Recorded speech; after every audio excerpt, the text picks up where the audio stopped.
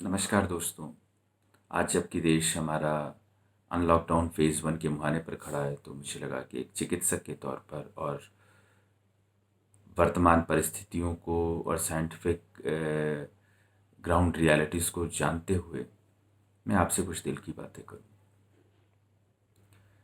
जब आज से 3 महीने पहले कॉलर ट्यून आई थी कोरोना की, तो बहुत इरिटेटिंग लगती थी। लेकिन जो हमारे देश का स्ट्रक्चर है पॉपुलेशन का, या जो मीडिया की समझ है लोगों को सामान्य ज्ञान के तौर पर, वो उनके लिए उससे बेहतर कोई तरीका हो नहीं सकता था जागरूक करने के लिए कि एक बीमारी है कोरोना, जिससे कि हमें बचना है।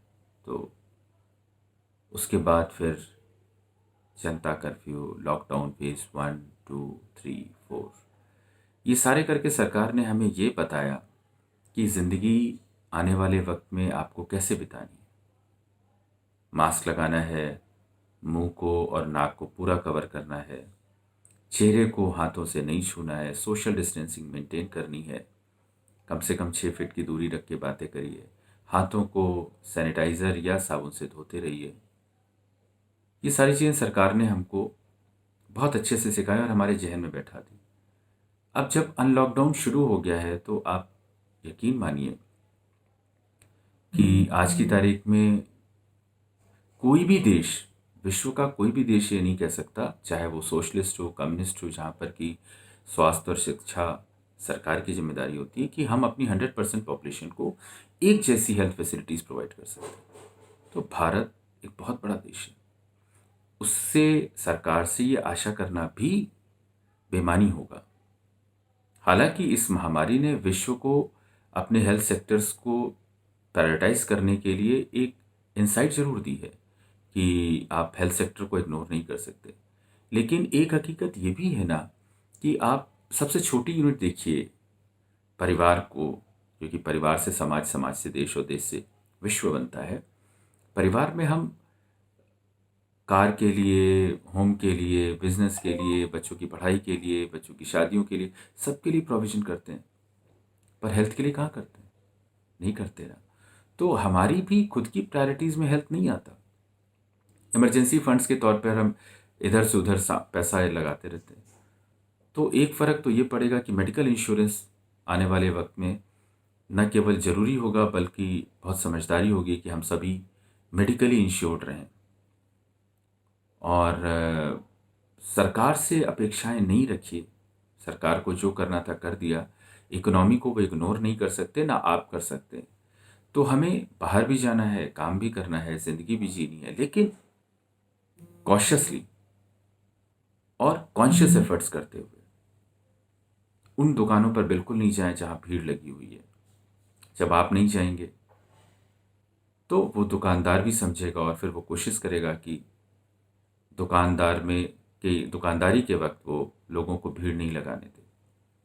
क्योंकि आप सामान खरीदने गए, लौटते में आप कुछ और भी खरीद के ले आए, कोरोना जैसी महामारी, तो वो आपको, आपके परिजनों को खतरे में डालेगी। हालांकि कोरोना में कहा जाता है कि 2 से 3% मॉर्टेलिटी है, लेकिन यकीन मानिए, हम में से किसी को नहीं पता कि हम 2 से 3% में लैंड अप करते हैं या हम 97% लोगों में लैंड अप करेंगे। और एक और बात यह है कि जो बीमार होता है, रिकवरी उसको मिल जाती है, लेकिन उसकी मानसिक यंत्रणा, शारीरिक यंत्रणा, आर्थिक दिक्कतें बराबर ही होती हैं उनके, जो इस कोरोना की लड़ाई में हार जाते हैं। तो हमें अपने आप को बचा के रखना है, अपने परिजनों के लिए बचा के रखना है।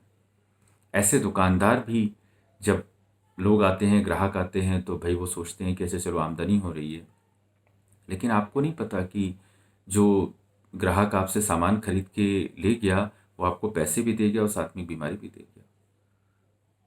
और बस आप एक थोड़ी देर के लिए कल्पना करके देखिए कि सब अच्छे खासे बैठे हैं, खाना खा रहे हैं, हँस रहे हैं, बोल रहे हैं, आपके परिजन, उनमें से किसी को दिक्कत हो जाए, बुखार तेज है, साँस की दिक्कत है या कोई और दिक्कत है, तो आपसे रहा नहीं जाएगा। उस वक़्त आपसे कोई ला कहे कि आपको मार्केट जाना चाहिए, आपको सब्जियाँ खरीदनी चाहिए, आपको ताज़े फल खरीदने चाहिए, तो आप कहेंगे नहीं, मुझे ये सब कुछ नहीं चाहिए। मुझे मेरे परिजन का अच्छा स्वास्थ्य चाहिए।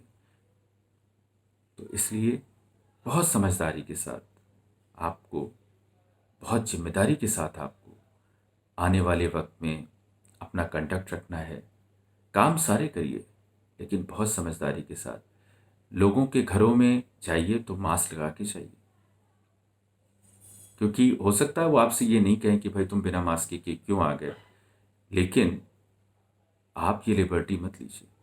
और आप भी कोशिश करिए कि अपने नातेदार रिश्तेदारों से फिजिकली, बहुत ज़रूरी नहीं हो तो नहीं मिलिए, सोशल गैदरिंग में बहुत ज़रूरी नहीं हो तो नहीं जाइए, और अगर जाइए तो प्रिकॉशंस के साथ मास्क लगा के ही जाइए।